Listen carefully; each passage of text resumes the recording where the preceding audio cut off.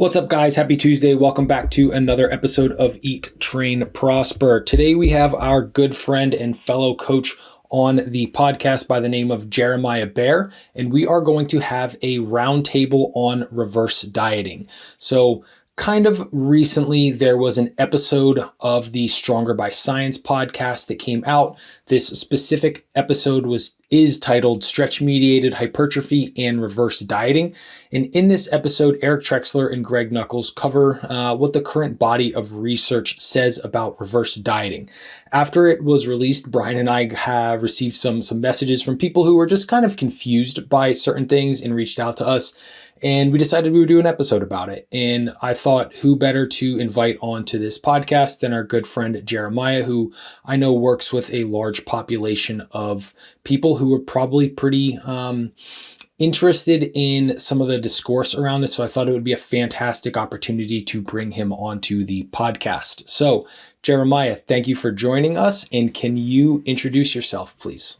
Yeah, absolutely. First of all, I am so stoked to be here. I know I've had both of you on the podcast numerous times, kind of a Brian Borstein and, of course, Aaron Straker fangirl. So it is super cool to be here. But yeah, as you said, my name is Jeremiah Bair. I have been a coach for nearly 9 years. I'm part of a coaching team. There are 4 of us. And as you said, we work with primarily, I don't think you said this actually, but we work with primarily women really just interested in physique development as a whole. So not just like, I want to lose 30 pounds or whatever it is. But again, I want to learn, I want to better understand hypertrophy. I want to learn how to really fuel my body. I want to learn how to build muscle. But yeah, that is essentially me in a nutshell. Awesome. So before we'll jump into the topic for today in traditional or typical, I should say, Eat, Train, Prosper fashion, Brian, can you kick us off with some updates, please? Yeah, thank you for the opportunity to speak. I'm honored to be here with you, fine gentlemen. I'm also really happy because today is the first day that I finally don't feel deathly sick since Thursday of last week, and this is now Tuesday. So I got hit with some shit that I wish upon nobody, and I don't get sick like this too often. But essentially, I had a fever, body aches, and chills for Thursday and Friday, and no throat pain at all.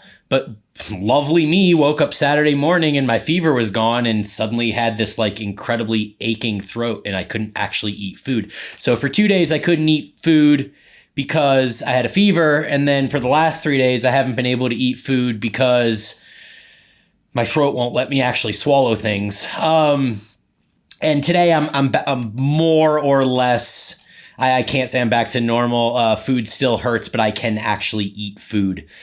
The other odd thing about this is that there's been no other symptoms the last 3 days other than a sore throat. So I've been working out and going about life, as if everything's cool. And I have this dagger sore throat just going on in the background. So like I said, today I finally feel better. But one interesting thing I found throughout all of this is that despite 5 days of eating 50% of my total calorie allotment and probably 60% of my total protein. I've been averaging, I would say 70 to 100 grams of protein a day and maybe 800 calories a day, something like that. Workouts have been fine. I've actually exceeded or matched performance on every single thing that I've done over the last 3 days. And, I've had a couple people contact me too through DM and internet and stuff and say that they routinely do 3-day fasts. They're into autophagy and stuff like that, longevity, different population than hypertrophy people. But they routinely do these 3-day fasts and they work out as intensely as they usually would through them and also notice no decrement in performance. So I just thought that was really interesting and kind of surprising because the usual path post sickness for me is, oh man, I feel so weak. And it takes 3 or 4 days of feeling weak to it's almost like a deload workout as you ramp up effort levels again. But this time it's the fever diminished and I was right back at it, setting PRs in the gym. So just kind of a weird sickness all around for me. And yeah, so one more update from me is that I had my 6-week PRP update after we recorded last week's episode on biomechanics. And I was a little bit hesitant. I had some apprehension going into that appointment about what would be the result. But as it turns out, he said everything's on track. Looks like there's no damage or inflammation that seems to be showing through, which I thought may be the case after I went on that hike on day 4, which was not advised. And then it seems like I have like this weird, very dull pain along the medial side of my knee. And I just thought that was the meniscus that is, been torn since 2016. The doctor thinks that it's actually just tightness through my pananserine bursa. And talk about an area that I'd never actually heard before. The pananserine bursa is an area there at the bottom of the adductor. So the doctor thinks that it's either a tightness through the pananserine bursa or the adductor itself. And so I feel like I have a potential route to take to alleviate some of this like super low grade dull pain at the bottom of the squat only. Like that's the only time I actually feel it.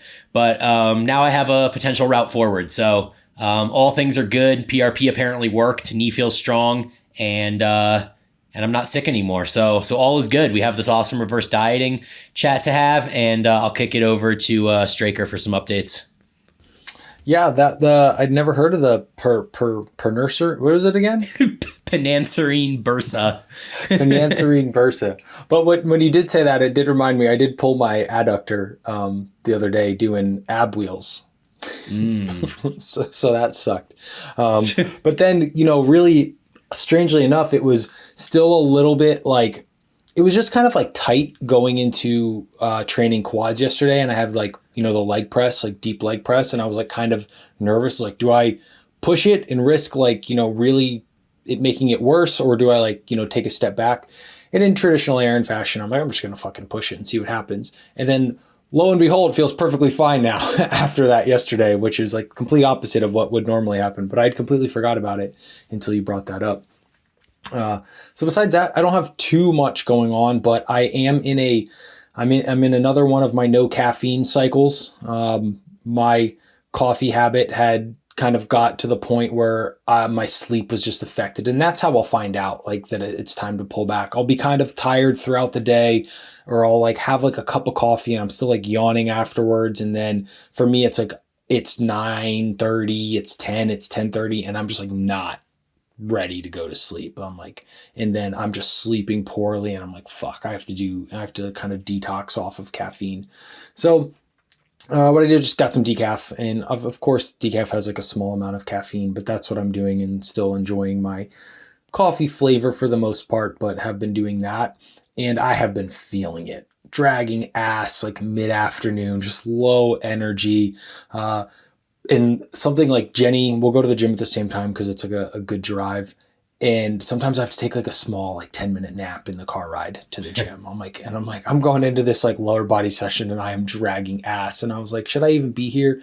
But something that's really funny is like, I warm up, I get into like my feeder sets, and like, bam, like that adrenaline hits, that cortisol starts pumping, and I have amazing training sessions, and I have like great days in the gym, and then I'm good afterwards. It's just like, so it's the whole point I brought this up is it's really kind of cool to see and experience like your nervous system like doing its thing, where you're like dragging ass and then you turn it on and you're good to go. So that's been interesting to see, although I am excited for one to continue working through this like no caffeine period, and then once that's over, to get back on the sauce so I can get back to feeling 100% and being the best version of myself. But that's about it from the updates from me.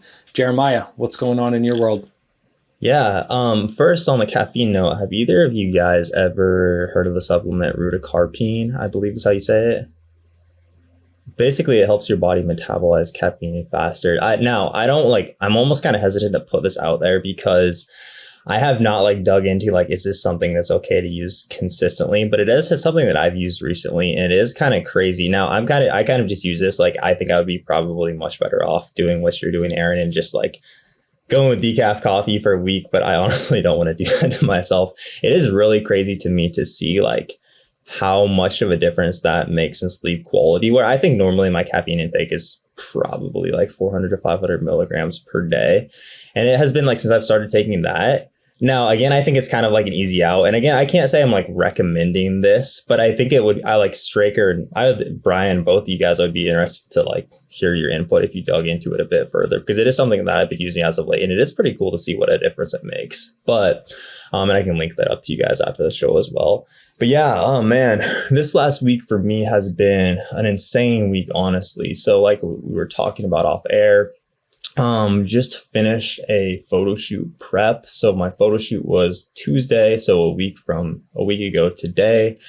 Thursday, proposed to my girlfriend, which was now my fiance, which was very nerve-wracking. I procrastinated that for so long just because I wanted to make sure everything went extremely well, but I'm really happy with how that worked out. And then Friday we left for Hawaii, and we are now in Hawaii. So it has been a crazy week, but yeah, man, getting ready for the shoot was a super cool experience. Again, like we were talking about off air, I got down to, at my lowest, I got down to 177, which was pretty crazy. And been working with Brandon DeCruz. I know you guys are both familiar. I think a good friend of everyone here. Super cool to just learn from him. I really love just like working with different coaches and like seeing how everyone does things and just being able to like take what I can and like become a better coach myself from it. But it was really cool to go through that experience with Brandon. And man, it was crazy to me just get down to like 177. As I was talking about off air, like my freshman year of college,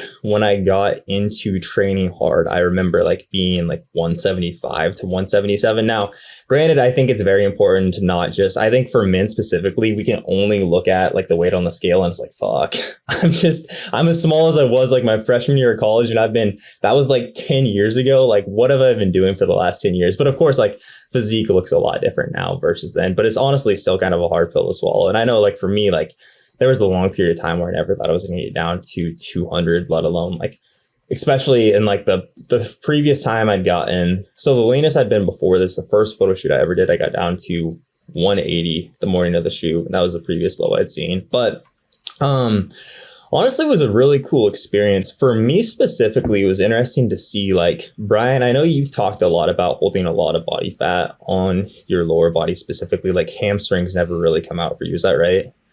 Yeah, hamstrings and like lower glutes primarily.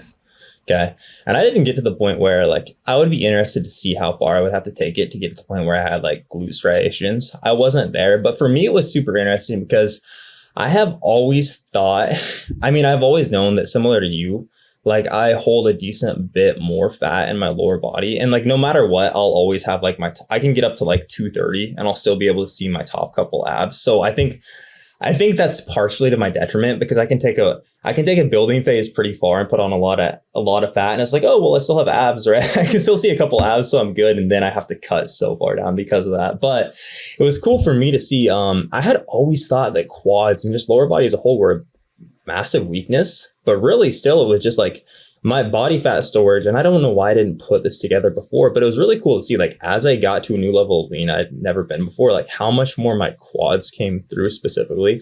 So that was a really cool thing. But again, been a crazy last couple weeks here, but shoot went super well. And yeah, that's more or less what I have been up to.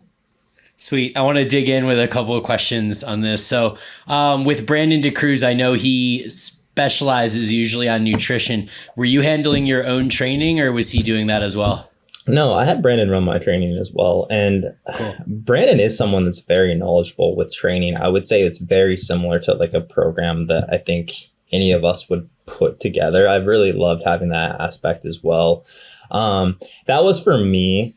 I was thinking I was going to self-coach or just like Aaron, I know we talked about like having you run my nutrition to get lean, but then I was putting together my training program and I spent trying to write my first program. I remember I was sitting there. I literally spent 30 minutes trying to think about which division of the lat do I want to prioritize here with this movement. I was like, all right, I just got to outsource this. Like I am overthinking this so much. I just have to outsource it. So yeah, we followed, a descending RIR across weeks. So we'll start at 3 RIR. So somewhat similar to like an RP style RIR progression, except once we get to like that 0 to 1 RIR a week, then from there, rather than it being like okay, we're automatically going to deload, Then it's just, let's look at biofeedback, and we'll stay in that 0 RIR week for like multiple weeks until it seems like we actually need to deload. And I do like that approach to it quite a bit better than it just being like, okay, here's the 0 RIR week, and now we automatically have to deload. And of course, there's not like the fixed volume increases every week or anything of that nature.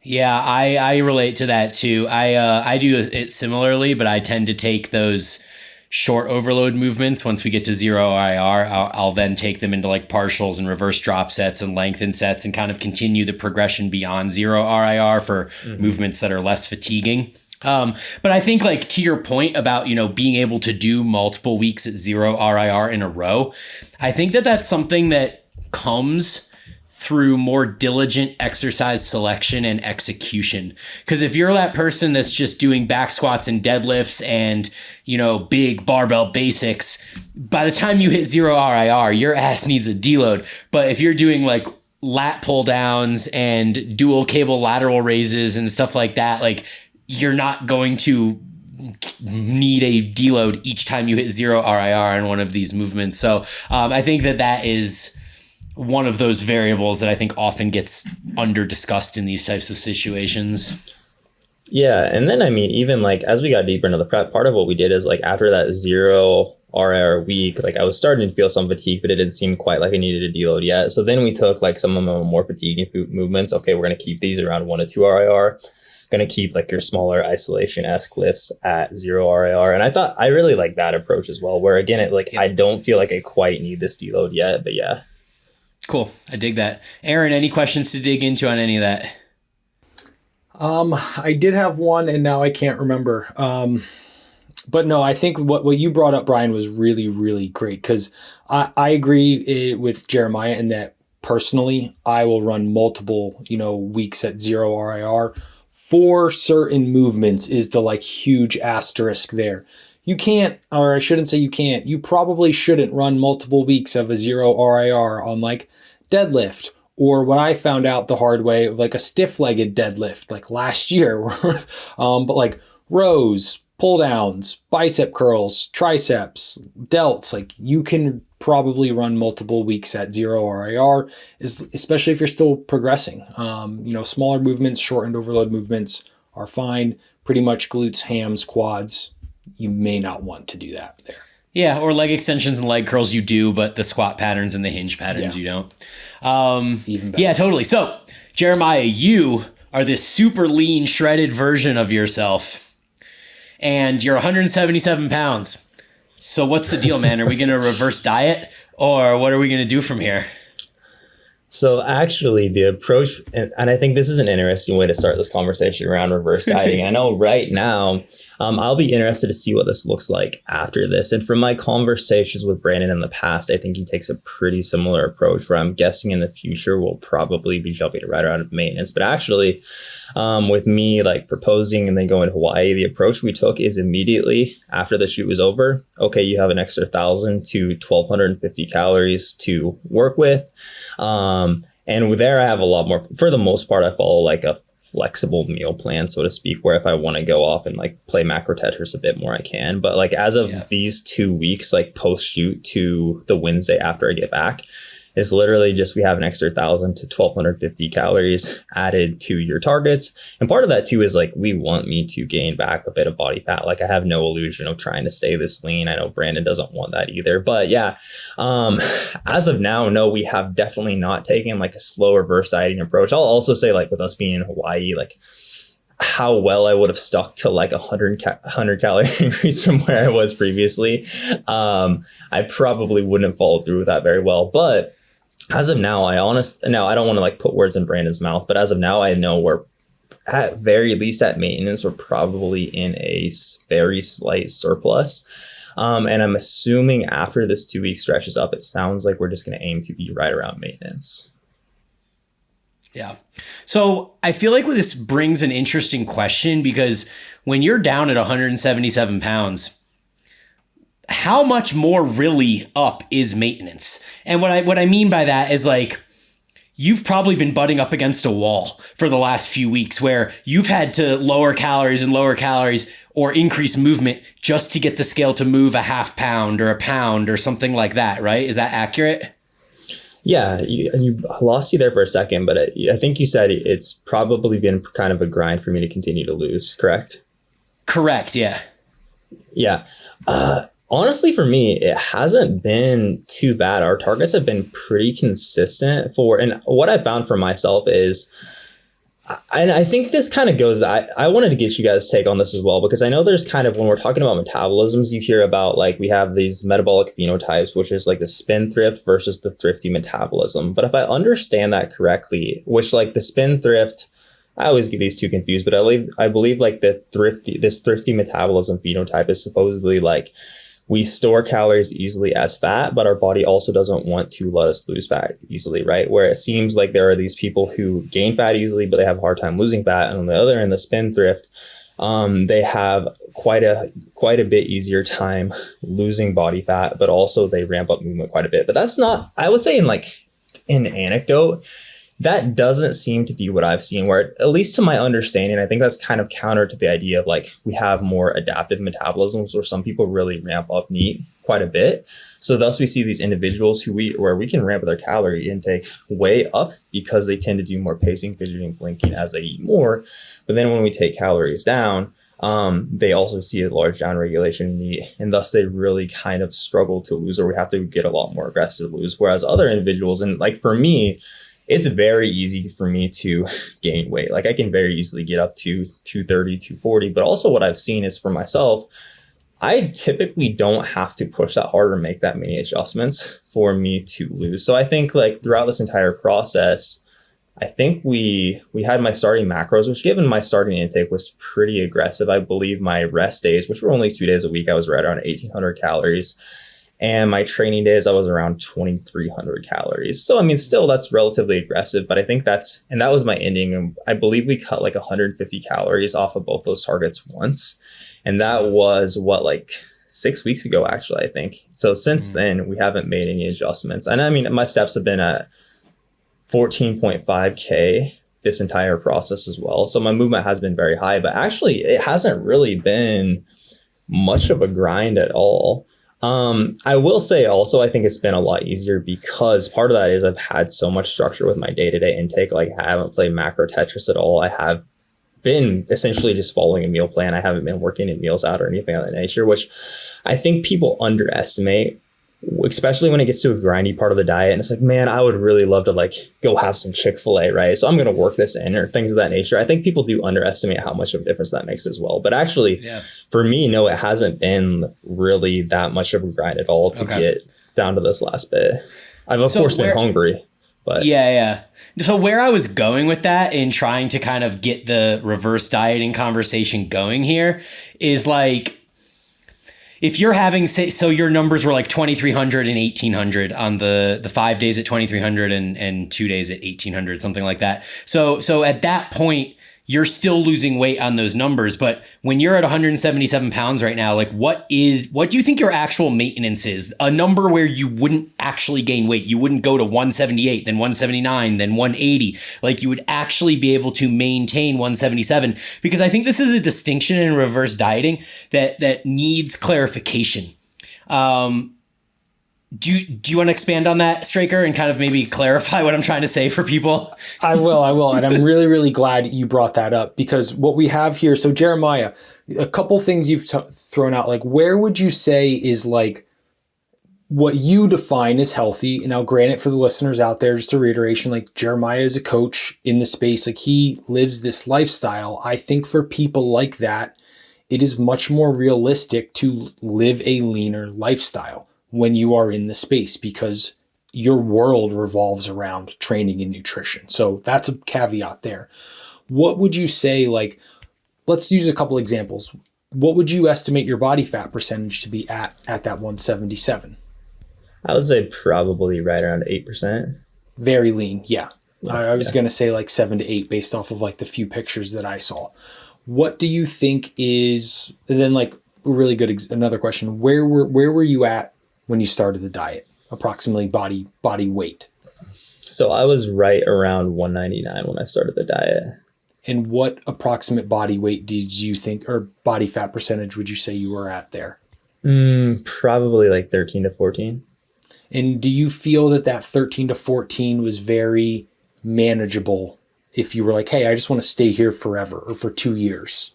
Oh yeah. I feel like that was very easy. I think for me, anywhere, I would say probably right around 190 to 195 would be, I really feel when I'm around that like 11 to 12% mark, once I dip below that. And I'm interested to see, I do think this is something we can somewhat change over time. But I know like after my first photo shoot prep, I did try to just stay as lean as I was. And it was a year of basically, I just felt terrible. And I could tell on like my energy levels, my training performance, my ability to build muscle, my libido, like all my biofeedback, you could really tell like I was trying to stay too lean. So, and I definitely think I'm below that point now as well. Yeah. Yeah. And I think those are really, really great numbers to help frame up this conversation, because it depends of where you're starting a diet at, right? And these are things that I don't think that the Stronger by Science episode did really well was give like realistic versus not realistic body fat levels. And obviously that's going to change for everyone, but for a majority of people, unless your sport or activity is like very, very, very high, maintaining a 7 or 8, you're at a point where you have biofeedback implications, probably downregulated like endocrine activity, those sorts of things that will impact your life, that at like 11 to 12%, let's say 12, which is a little bit like, softer, you probably circumvent, and you've put on going from 7% to 12%. That's 5% body fat right there. You've probably circumvented a large majority of that. So that's where like the context and the nuance is really, really beneficial, in that if let's say you were starting your diet, let's say you're 240 pound Jeremiah and you wanted to get down to 200 pound Jeremiah, right? You could probably maintain that 200 pounds and like, reverse some of the maybe food or whatever, but you probably wouldn't necessarily have the negative biofeedback implications at 200 pounds that you have at 177 pounds. What are your thoughts there? Oh, absolutely. And that's, as you said, I mean, a lot of what we'll see within where our hormones are at, for example, is going to be tied to the actual amount of fat that we have on our body. So for example, like for a female client, we can, let's say post diet, let's say we get this female client shredded, but past a certain point, like your body is going to sense, okay, we are so lean, we have so little fat on our frame, or basically think of fat as like energy stores, that if you were to, for example, get pregnant right now, we wouldn't have the calories coming in, we wouldn't have the energy available to actually support like a healthy pregnancy and to support like growing another human. So because of that, we'll see like these shifts in sex hormones, for example, and that client might lose her menstrual cycle. So within that, like no matter like, so if she's absolutely shredded, no matter if we just like took this slow reverse dieting process, and let's say like reverse dieting did magically work, let's say we got her eating 2,200 calories or 2,500 calories. Let's just throw a super high number out there. But this client was still absolutely shredded. Let's say she was below her essential levels of body fat. So she was 8-9% body fat as a woman, which is going to be extremely lean. No matter what, like until she regains some body fat, we're probably still not going to see the restoration of her menstrual cycle. We're probably still going to have terrible biofeedback again, libido, energy levels, all things of that nature are going to be not in a far from optimal situation. So because of that, like body fat, I think that is a very important caveat, where it's like, what's the goal after this, right? If all you care about is staying shredded, still there's probably going to be some negative health implications. But even then, for most people, like after a fat loss phase, they do want to get back to, okay, I want to improve my physique for next time I get lean, right? So even then, like even if we could like just, and some, I mean, to an extent, maybe some people can do this, but even if we could just like ramp calories up, if you get lean enough, we are just going to have to be okay with, to get back to productive building, to feel your best again, for like things like having a normal menstrual cycle, we are just going to have to gain back some body fat. Yeah. Go ahead, Brian. Jeremiah, what do you think your maintenance calories were at that weight that you feel like you can sustain 195, 199 pounds, something like that? I would say probably somewhere around, this is a rough guesstimate, but probably right around 33 to 3,400. And right now you're at 177 pounds, and we're not sure if this 2100 average that you're eating would continue to help you lose weight, or if it might just become your new maintenance at this point. Yeah, I think I could lose a good bit more before it became my new maintenance. But yeah. Yeah. So my point really is just that people talk all the time about, we're going to reverse diet, so we got to get your calories back to maintenance. But maintenance, like, is it maintenance of your current body weight, or is it maintenance of like where you're trying to go? Because those two numbers are very different. And so I think this kind of gets to the root of one of the things that needs to be clarified about reverse dieting. So like, what do you guys view and operate with your clients when you get to the end of a diet? Are you thinking, hey, they have a new maintenance now because their body is smaller, so I can like slowly work up from this new maintenance? Or do you think like, hey, I need to get them back to what their old maintenance was because we need to get them out of, these poor hormone responses that we're seeing? Do you want me to take this one first? Take it away. All right. So the first two things, again, that it's important to come up with is, and I would say in my, not opinion, but in what I generally see with my coaching business, it's often clients will come to you say like, okay, these are my maintenance calories. They're wildly inaccurate. Right. You'll have like, I literally had a guy come to me. He's like 6'3", 215 pounds, told me his maintenance calories are like 2,400 calories. I'm like, okay, let's start here. So like once you've been around long enough, coached enough people and have had enough like avatars, cause like, let's say I've coached like 3 guys who are like Jeremiah's kind of size sort of thing. So like, once you have a handful of those, you can be like, okay, with this person, we did these sorts of things. They were similar body size, ballpark type stuff.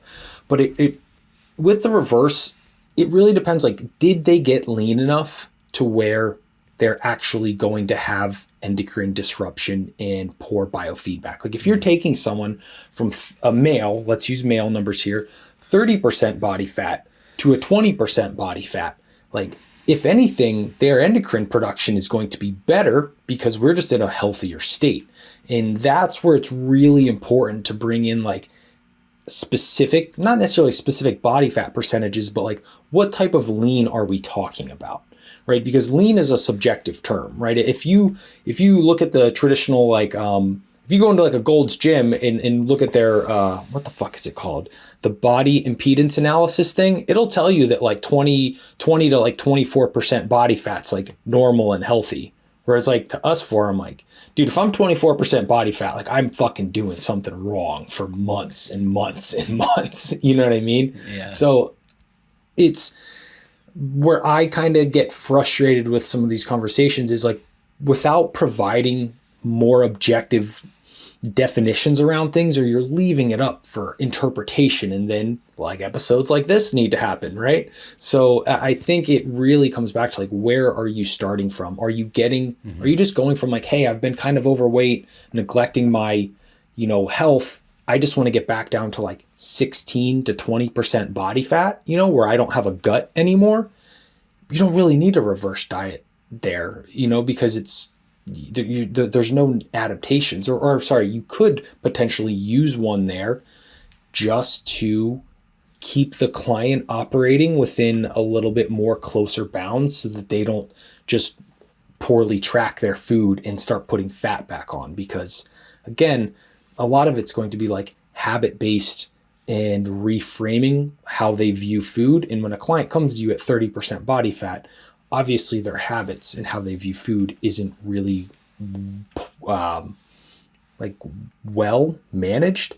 So by just opening the floodgates with someone like that, you're probably going to put a appreciable weight back on that isn't essential by any means. Whereas in the terms of like Jeremiah, he needs to put, well, I did use the term essential improperly there, but you get what I'm saying. Body fat that is going to help him live a more normal and less, very, very acutely managed life. Yeah, I feel like if he were to just jump his calories back up to that like assumed 3,300 maintenance number instead of like a current maintenance number, I almost wonder if that is even like the same type of reverse dieting that this whole conversation is centered around. Because to me, it just seems like you're mitigating the issue, you're putting the fire out, and then you have this new number where the point is to gain weight. Like, you understand that gaining weight is happening. So I think that the application of reverse dieting, I think, that is mostly being talked about as like the thing that you shouldn't do or that isn't supported by science, is this idea of 177 pound Jeremiah starting at 2,100 calories or 2,200 or whatever that presumed maintenance is down there, and then slowly adding 25 calories a day or whatever the number is until he's worked his calories back up to that 3,300 number, as opposed to just jumping there and then getting that fire put out, right? Does that make sense? Yeah. Yeah. And I think, I mean, when we're talking about maintenance, I think that we also need to understand that like your maintenance should be changing as you're losing weight, right? Your body is smaller, so your basal metabolic rate, to an extent, like even at rest, to just keep a smaller body alive, we're going to burn fewer calories, right? We're eating less food, so the thermic effect of food decreases. The thermic effect of exercise, of calories we burn, like moving our body, is going to decrease. And typically, like as we're taking in less food, we're going to have less energy as a whole. So thus our non-exercise activity, again, things like pacing, fidgeting, blinking, are also going to decrease a bit. So like part of us, like if we did the thing right and we actually created a smaller body, which to an extent is going to be our goal in a fat loss phase, like my maintenance should be decreasing. So I also think like you shouldn't look at it as, okay, I have to get back to what my maintenance was at. Like, let's say for me, I did just want to maintain 177. And let's say that's something that I could do in a healthy manner, right? Let's say for me, that was me at like 12% body fat. My goal was just to maintain that. If my maintenance was, let's say 3,700 when I was 200 pounds, I shouldn't expect my maintenance to now be 3,700 again, because I'm 23 pounds lighter, right? Like throughout my day to day, everything that I do, I'm going to be burning less. Now, again, like as we take in more food, thermic effect of food is going to increase. Once again, I'm going to be burning more calories during digesting the increased food that I'm taking in.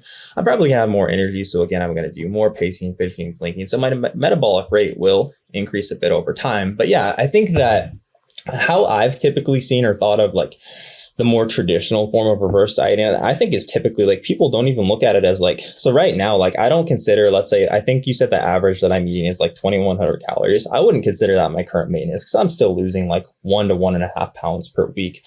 But I think how most, like when we're talking about reverse dieting in the traditional sense, I think it's like, okay, you just finished this photo shoot prep. Now we're going to add like 50 calories this week, right? And maybe over the next like 12 to 16 weeks, we're going to get you back to your maintenance. And I don't think there's a ton of application for that.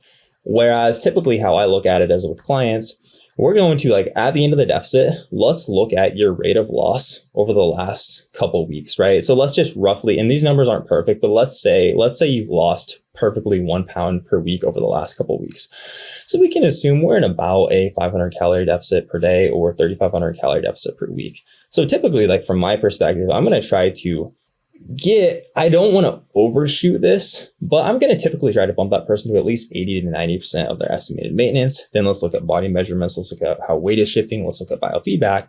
And from there, again, we can kind of tiptoe up a bit further because most people also don't want to in my situation where we do want to gain back some body fat, I'm okay if we overshoot maintenance, right? That's part of our goal right now. But if the goal was just to maintain, I would still I want to bump you to at least 80 to 90% of this. And again, most clients, especially if this was your first successful fat loss phase, this is kind of a scary process for people, right? So within that, I do again, want to make sure we're kind of being a bit more cautious, but I still like to try to get people back to maintenance as quickly as possible. And then honestly, how I look at the application of reverse dieting is actually kind of once we're right around what I estimate to be your maintenance, again, we know you're going to have more energy, so you're moving more. Your body might be slightly heavier. I don't think this is going to make a massive difference, but we'll have replenished glycogen stores. So maybe that could equate to a couple more calories burned per day. Again, our NEAT levels are going to increase. The thermic effect of food is going to increase. We're probably going to be able to train a little bit harder,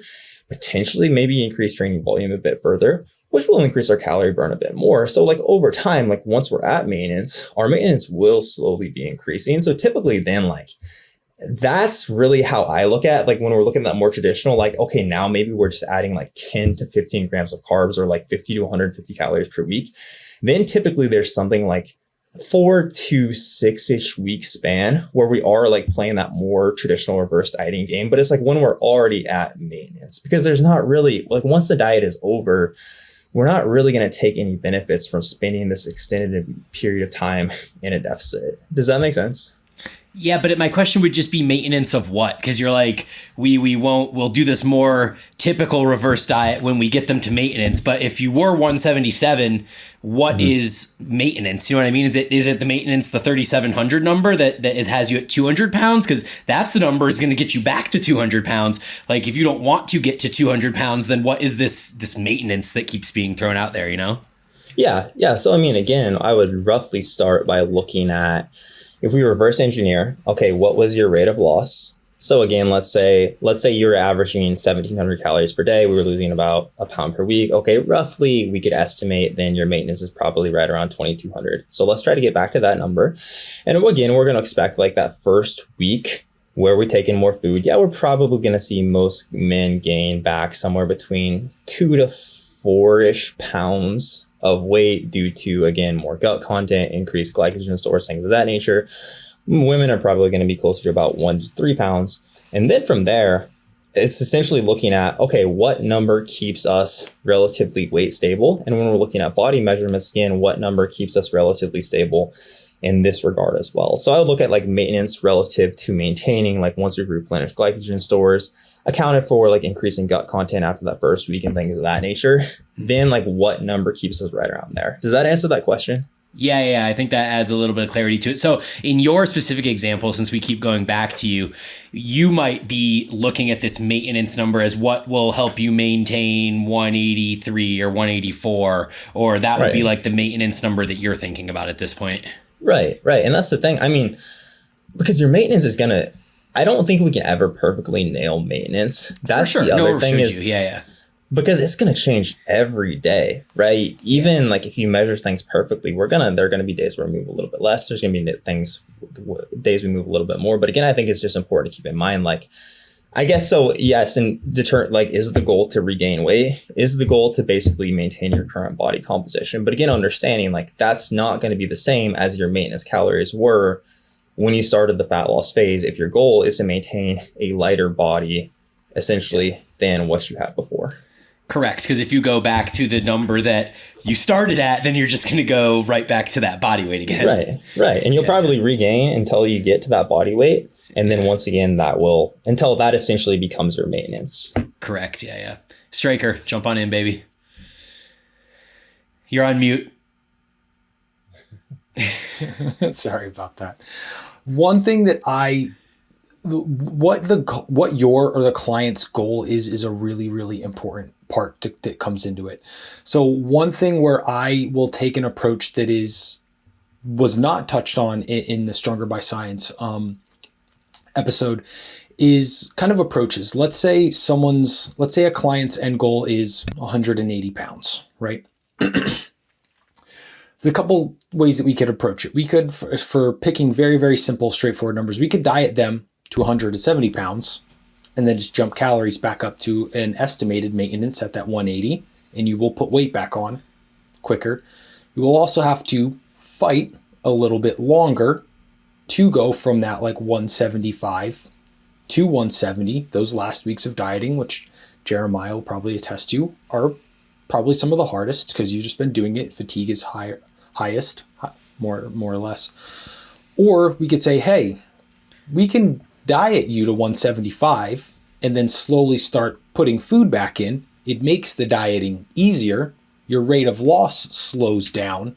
But when we're said and done, we still end up at about that 180 pounds.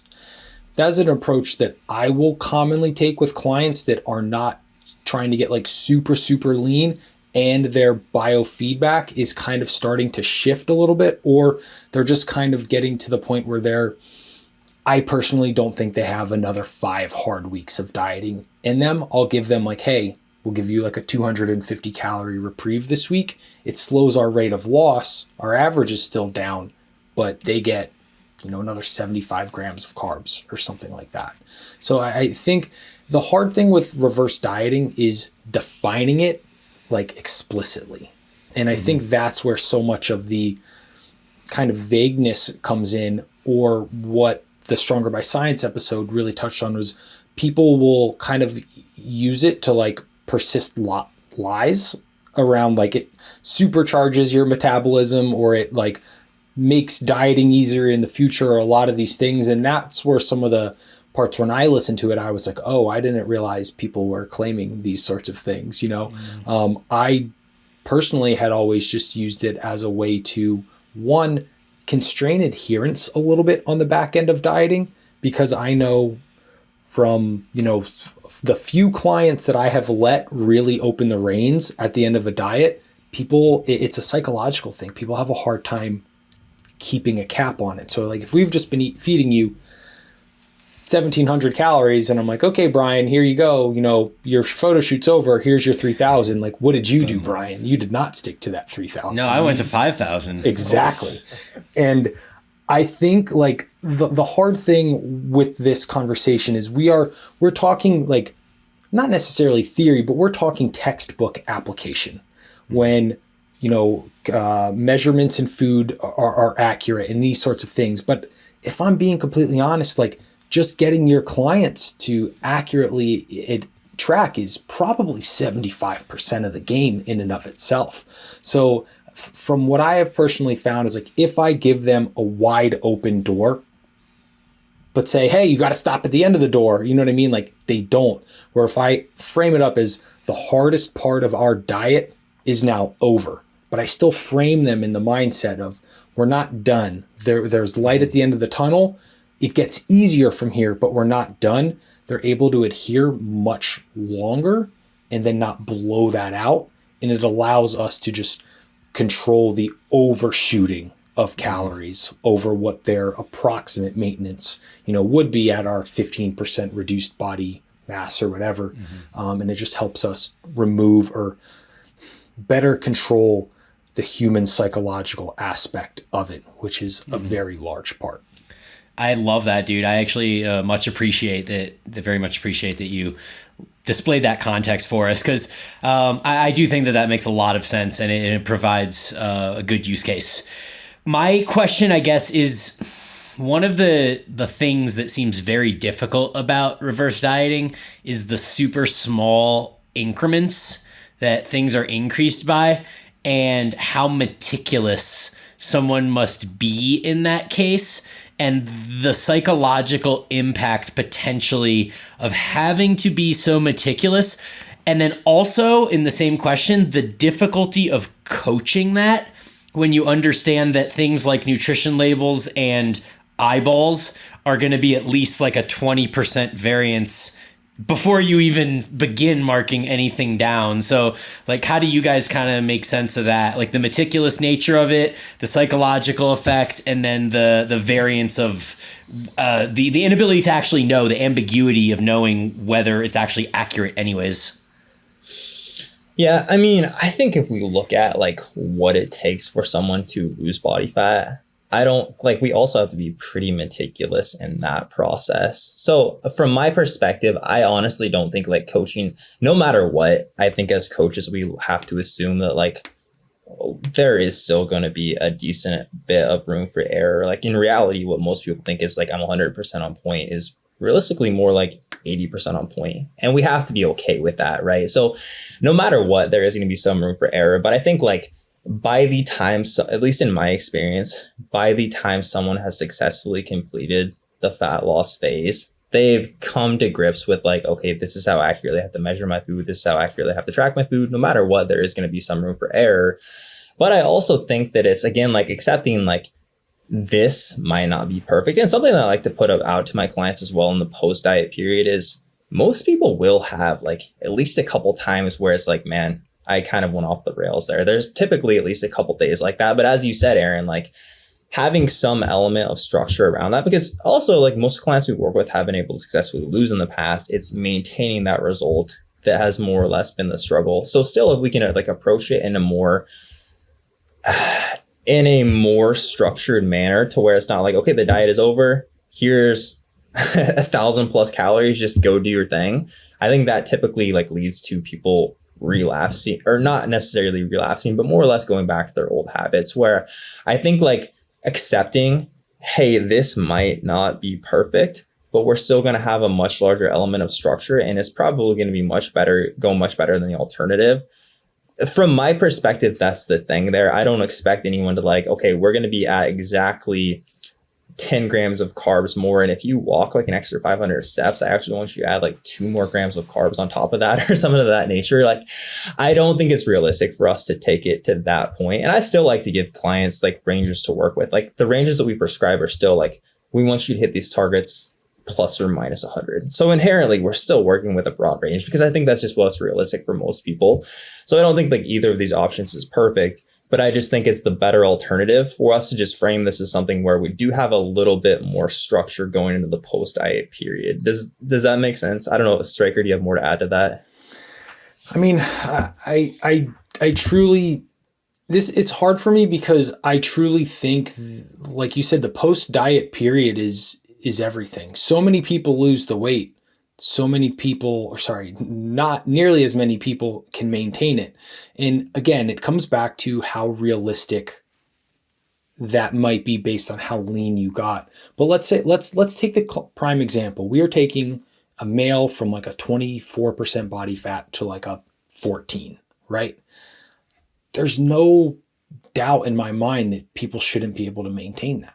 It just takes some continued structure and explaining, I mean, to the people out there listening, like, I'm sure Jeremiah will attest to this, like 50% of quality coaching, if not more, is just effective communication and communicating really, really well. And just saying like, hey, the lifestyle you lived at 24% body fat created you being at 24% body fat. If you want to maintain 14% body fat, that's going to require a different lifestyle and different habits. And I've just found much, much more success in loosely giving them a little bit more range and be like, hey, we're, and I guess it really kind of depends on like how you structure like reversing. I am very rarely making an increase less than 100 calories, more generally in like the 200 to 250. I'll go bigger in the beginning because I know, like, let's say we diet someone to, I don't know, down to like 1900 calories. And let's say their maintenance, at the new body weight will be somewhere like 2700. I'll do like a 250 calorie jump. When your carbs have been like at body weight or below, like that's all the room in the world for new food. You know what I mean? Like people's eyes fucking light up when you do that. And then from there, I generally take it from like 4 to 8 weeks. Some people are going to go a little bit, better with better control. So we'll go faster. Some people are a little bit slower, but it's more food each week. And as long as like we don't have a crazy shift outside of what we would expect with what Jeremiah alluded to, gut contents, water manipulation, glycogen, those sorts of things, we're still on track there. So I think it's just, I don't know. It's what I personally do. The last thing this was a note that I had down that I forgot to bring up, but Jeremiah, I'm curious your thoughts on this too. One thing that I find common with not all clients, but maybe about a third, maybe 40%, it's very, very common myself, is at the end of dieting phases for digestive quality to start to tank. So if digestion starts getting a little iffy, we start getting a little bit more gassy as we add food back in. If I'm just like, here you go, an extra 1200 calories, it's generally not going to go well because digestive quality has diminished. And that can be for, various reasons. As you provide your body a much smaller amount of food for a period of time, it adapts. We start producing less hydrochloric acid. We might start to downregulate enzymes and stuff like that. And when you just ramp it all back, your digestion is going to be a mess. So that's another reason why I do prefer to take it slower, is because it's more than just numbers on paper. There are multiple kind of downstream impacts of, hey, here's 1,000 more calories today, sort of thing. So the The thing I like about what you said, Aaron, is the big jumps in calories, the 200 to 250 type thing, because I feel like that goes against a little bit like that what that does is it emulates more of the way that people lose weight. Like you usually will make adjustments as you go. Like, okay, you know, the scale is kind of stuck. Okay, we'll drop another 200, 250 calories, whatever it is. Those are big enough adjustments to actually be able to feel the difference and feel like you're not making an error in your calculations, right? So that was kind of the point I was getting at before with the meticulous nature, is that in reverse dieting, you often see these prescriptions that are like, let's increase 10 grams of carbs a day, or, you know, whatever that comes out to. That's 70 a week. That's kind of ridiculous. So maybe it's like 20 grams every third day or something along those lines, you know, but there's such small numbers that it becomes almost impossible for somebody to actually implement those without just worrying that maybe there's just error in the food they're eating or the calculations or any of these other variables. So it like, is that kind of commonly how you guys have thought of or heard of reverse dieting as well? Or is this just unique to me? The thing that's hard there is even through me listening to the Stronger by Science episode, a lot of it was even kind of new to me, where I was like, oh, I didn't realize like one of the things here, I have the notes down, like reverse dieting supercharges your metabolic rate. Like I didn't know that people were out there like preaching that. So I think like what you said, Brian, yeah, with it's hard, right? It's hard. Tracking your caloric intake is hard to be really, really accurate, especially as variety increases and your control over directly preparing your foods goes down. And I think if you're like, hey, here's 5 carbs this week, I mean, that's well within a margin of error. Yeah. I mean, we don't diet that way. No one's like, hey, every day this week, I want you to eat 5 less carbs than the day before. Like, could you imagine? Yeah. The one time I will say where I do start to slowly adjust, and I believe Jeremiah alluded to this, but I'll have you chime in, so I don't want to put words in your mouth, is when we are like, hey, I think we're really close now, and I don't want to overshoot by giving you an extra, like, 250 calories if we're maybe realistically 20 under, and then, you go whatever 230 over for 7 days, and now we're up to like an eighth of a pound or something, like, or 0.8 of a pound or whatever. Yeah and I agree. I think like the smallest adjustment I'll typically make would probably be like 50 calories, and even then understanding it's not perfect. It sounds like you two might be in slightly different corners of Instagram than I am, so I just want to speak to one more thing here, because I think that a lot of what they're addressing is there are a lot of people out there talking about, hey, you are an individual right now, you're only eating like 1,000 to 1,200 calories and you can't lose weight. So people are more, I think what they're addressing here is this idea that, so you need to reverse diet and we're going to supercharge your metabolism. And then when you get into the process of trying to lose body fat, you're going to be able to lose on like 1,800 calories. So I think more what they're addressing is like people framing it as, this is what you need to do to successfully diet in the future, rather than like you've already gone through a successful fat loss phase and then you need to diet. So like you see a lot of like, I'm the metabolism reboot coach or something of that nature, right?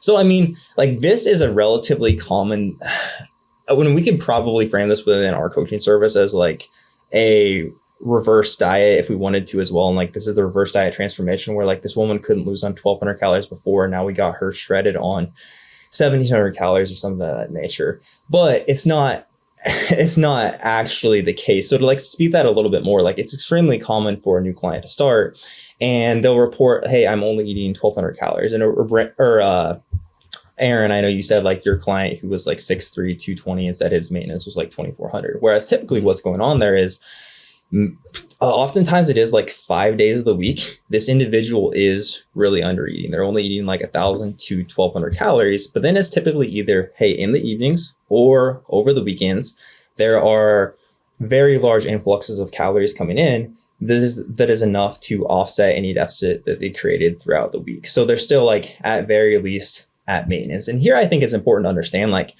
this is a new situation. Like when we'll start a lot of clients in a situation like this in something like somewhat similar to a reverse diet, and we could very easily frame it as, again, like if we wanted to lie to people, I guess, like, hey, this person was eating 1,200, now they're eating 900 and losing. But I think it's important to understand, like, there's a difference here between under eating and under fueling, right? Where a lot of times these individuals they're not under eating, but they are somewhat under fueling. So for example, like in a situation like this, typically what we'll do is, first and foremost, we want to look at removing those scenarios where they're overeating, right? So oftentimes it's like, hey, if we just bring your calories up more throughout the week, maybe like at night, you're not going to be as likely to way overdo it, or you're not going to way overdo it on the weekends, right? So we're eating more 5 days out of the week, so you don't constantly feel like you're starving anymore. We're also going to like focus further on your micronutrient intake, right? So because of that, and again, I mean, maybe we will see, this isn't going to like be a crazy shift. Maybe we will see, like, if we're getting in more of your B vitamins, selenium, zinc, things of that nature, maybe we are going to better support your thyroid. And yeah, maybe we would see like a slight upregulation in metabolism because of that.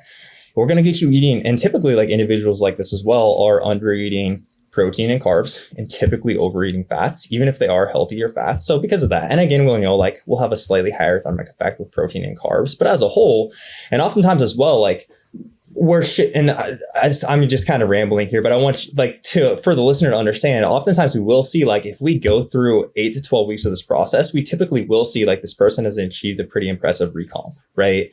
So it can make it seem like, wow, that reverse diet was crazy. We increased calories the entire time, and I really saw these solid shifts in body composition. But really within that, again, we're getting this person eating more protein and carbs. And typically the same individual is also often like going into their training sessions fasted. They're normally training super early in the morning, training fasted and not eating until like noon. So then it's okay, if we're having you better fueled, let's say we're going to eat some carbs and some protein before you train. We're going to have a post-workout meal, so you're better recovering. Okay, we probably are going to build more muscle. Alongside that, we're shifting the training stimulus. So this is also very common, like someone coming from an Orange Theory background or even CrossFit. And as you guys are very aware of, like when we transition that stimulus to a hypertrophy stimulus, we have them actually eating before their training and a better optimizing recovery. The person can also typically build some muscle. We're also focusing on, hey, can we increase your steps over time?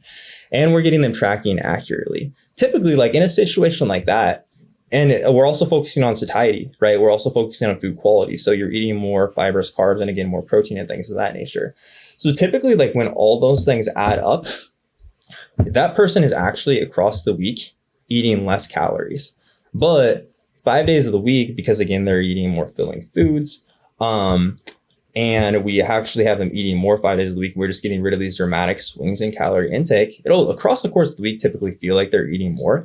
And also typically we're getting them tracking a lot more accurately than they were previously. So like for a lot of people, 99% of the time when someone starts, like the number someone gives you as I'm eating, Aaron, I'm sure you can speak to this as well. Like everyone comes in, hey, I'm eating only like this very low amount of calories and I don't understand why I can't lose. And then when it's like we dig into tracking accuracy and things of that nature, it's like, okay, let's add another 500 or 700 calories on top of that intake, right? So then it's typically like the person is actually eating less. It is all, if they lost body fat as always, they're actually eating less than they were before because they're tracking accurately. It's like what I thought was 1,200 calories is actually 1,700 to 1,800 calories, right? So because of that, it can look like, and again, like these things, like you've added more muscle, you're better fueled, you're not fucking starving throughout the entire week because we shifted all these things in your food composition and your mealtime and things of that nature.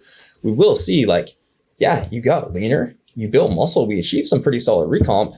And it does look like you were eating more than you were before. But again, that's largely an illusion. And we can definitely market it as like, if we wanted to, we could market it as like, holy shit, look how good I am at reverse dieting.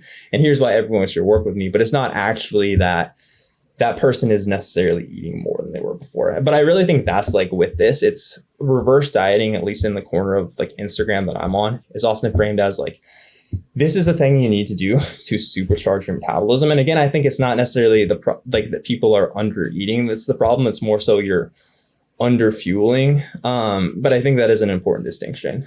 Does that make sense? Yeah, that was incredibly well said. And I think if you're like a listener to this, right, and maybe this is a little bit new to you, like everything that Jeremiah just outlined there, I would say is probably the most profound takeaway that you will get from the podcast. So it's something that's very, very it's a very real situation. People grossly underestimate their intake to no like kind of real fault of their own, but it's people are just, they're trying with the skills and tools that they have. They're super fucking hungry. They can hold it together throughout the week. And then in social outings, blah, blah, blah, whatever, grossly overconsume on the weekend. And they're really just like, they're shooting themselves in the foot, right? Because they don't stand a fighting chance. But by going through those things that you outlined, giving them more food. The interesting thing I always really like around the terminology more is how are we quantifying more? Volume or calories, right? Because like I'll play the volume game all day. And when like that's one of the things when a client will like, we'll start, I'm at like 2,400 calories. And then when I get the next check and he's like, man, I'm really, really hungry. I'm like, if you're at 24 to 2,500 calories and you're telling me you're hungry, I'll show you someone who has poor food selection. Like, and so I think with that, you have to stand a fighting chance of, hey, fueling yourself, right? Not crushing yourself with fasted high intensity workouts. And this is where you can eat more, right? More appropriate, distribution, more accurately, controlled, more nutrient density. You briefly touched on things of thyroid and that nature, and that one's real. That's another one we didn't really touch on, where reverse dieting can actually, a version of reverse dieting is probably better as opposed to just being like, well, here's maintenance, fucking deal with the fat gain that comes with it. Like, sorry, sort of thing. But that's a tangent. But I think like that, what you outlined there is really, really, really, really well said. Yeah. And then, I mean, in that situation, typically what we will see, because also like if this person is starting, let's say they think their intake is 1,200 calories per day, just psychologically, they're not, if I hit you with, okay, we're going to start at 1,800 calories or 2,000 because I don't think you're tracking accurately, they're not going to be able to handle that. But even then, as you said, typically we'll be, okay, let's start at just 1,500, but it's going to be 1,500 every day of the week. Then it typically will be, okay, next week we add another 100, then another 50, then another 50. So it very much will appear like reverse dieting, but again, it's more so those factors than it's actually the reverse diet. Psychological game is huge. Brian, Absolutely. Did you have something to say? Yeah, I definitely think that we hang out in a different corner of Instagram than Jeremiah. And I'm very surprised you guys haven't seen this. It's everywhere. Well, I have. I mean, I've seen bits and pieces of all the illusions that Trexler laid out on Stronger by Science. But I will say that something I really struggle to relate to is this idea of somebody coming to you and saying, I am eating 1,200 calories a day and not losing weight, when they're blatantly aware that they're going off the rails on the weekends or in the PM or whatever the time that they're going off the rails is. Like, it just, I just kind of don't maybe I'm callous. I can't empathize with this. I feel like this person is lying to themselves, and they're kind of lying to you, and they're lying to the internet to say, I can't lose weight on 1,200 calories, when they're blatantly, obviously eating 1,200 times 5 plus 3,600 times 2. And I don't know, that just like, it kind of baffles my mind that would even be something that people do, I think it's incredibly common. I think, Brian, what it is like you're just so deep in this world, and you have been for so long, even with like the gym and everything, I think that's what it is. Cause it even happens to me sometimes, but like, you don't know where people's backgrounds are, and through working with a lot of clients, like you'd be amazed at what you see. And then people they just don't know yet. Yeah, but even if I was just this person who had no knowledge of calories, and I came to a coach and I'd be like, hey, look, I'm fucking starving during the week, but you know what I do on the weekends? I eat a ton of food. Like, that would be the way I would say this to a coach, not I eat nothing. I eat 1,200 calories every day and I can't lose weight. Like, it just seems like blatant lying, And I don't think that's at all the intention. It's never like, I don't think it's anyone trying to lie. It's much more so, I think, like, especially if you've never tracked, it's almost like you've never looked at the price tags when you go shopping before, right? So it's just like, oh, or like you never check your credit card statement. Like, I genuinely think it's much more so like education. People don't understand, like, how many calories are in the olive oil that you put in the pan when you cook, for example, or like that peanut butter isn't a great protein source, right? So it's like, hey, this is mostly protein. I'm just gonna, or even like the difference between like what you estimate to be 2 tablespoons of peanut butter versus if we actually measure that shit out, which is such a sad thing. Or even like forgetting about that like 4th and 5th glass of wine you had. I genuinely don't think it's like people to be malicious or whatever. Right. It's not, it's just people need education, right? Yeah. But I mean, even if it's something as like, hey, I'm hungry a lot of the days a week and then I'm not hungry on the weekend. Like even that would be helpful information for a coach to have versus like, yeah, I'm starving all the time. But that's part of why coaches are needed as well. Yeah. No, that's fair. Yeah, I'm just very removed from that. So I guess like in that sense, you know, you guys are doing a great service over there. Anything else you guys want to touch on this one? I think we've covered my kind of big notes, but I want to make sure that anything from Brian and Jeremiah we've covered adeptly. Yeah, I'm good, man. I asked all my questions of you guys, and I feel like the listeners should have a decent clarification on kind of our thoughts on reverse dieting and then application of how to get out of a deficit based on where you are at the beginning of your kind of increase of calories. Yeah, so I mean, kind of to let's try and wrap this up a little bit.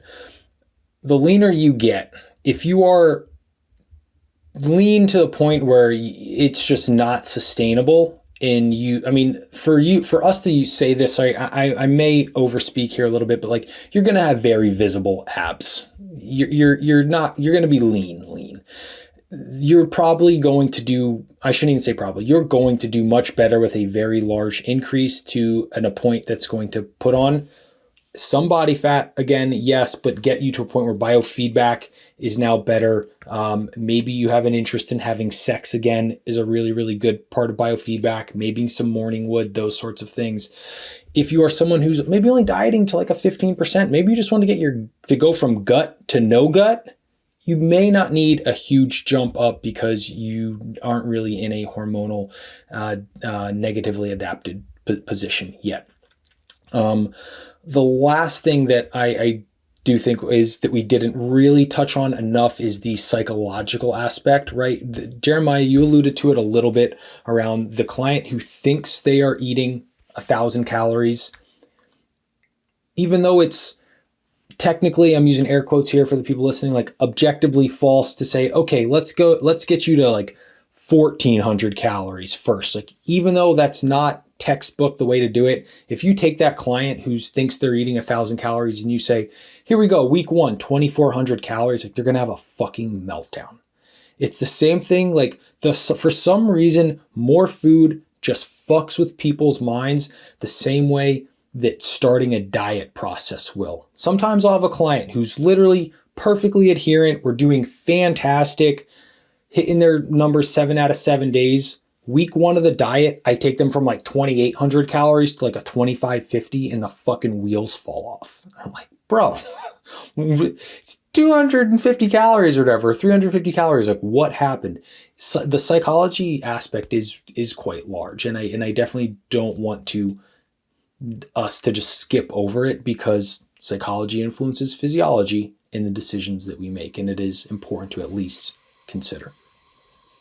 Yeah, I think that's a very important caveat as well. And I mean, we work with a lot of clients too who have been like in a quote unquote dieting mindset for a very long period of time, but again, are in that cycle of like, and then I like completely fall off the wheels, or like I have this uncontrollable snacking. And a lot of times, again, it is like so like we do use this like reverse dieting-esque process at the start of working with someone very frequently, but a lot of times it is like, hey, we have to push you. We have to get you in a good psychological place, like a healthier relationship with food. We have to get you okay with consistently focusing on eating more food. We have to get you like away from only eating 50 grams of protein to like, let's try to get close to 1 gram per pound of body weight. And we have to improve all these things before we can actually put you in a position where it's healthy for you psychologically to diet. And then alongside that, like you can actually have the body composition you want at the end of the diet. So like, but we don't necessarily frame it as a reverse diet. So I do think there's like application to something similar to this, but it's not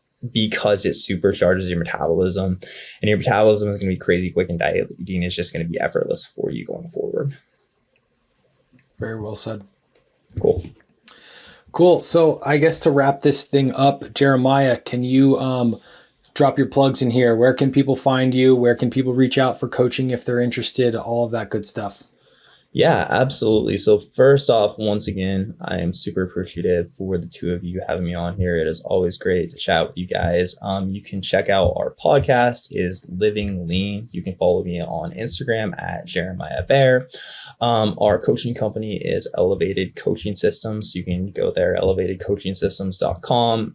We have tons of blogs there, super in depth around losing fat, building muscle, and our coaching application is there as well.